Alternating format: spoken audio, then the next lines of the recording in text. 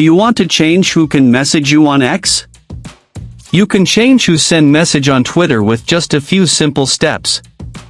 Before we begin, please like this video and subscribe to our channel. I've also included some helpful tools and apps in the description, so be sure to check them out. To change who can message you on X. First, open the X app on your mobile device. Once you are on X, tap on your profile icon or picture located at the top left corner of the screen.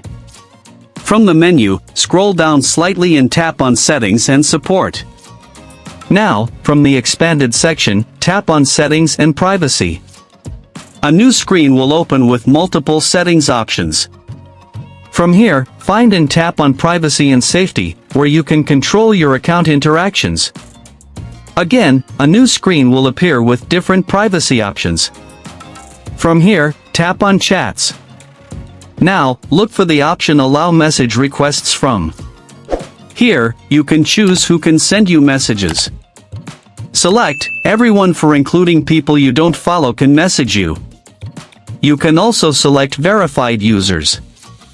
Or select No One for only people you follow can message you.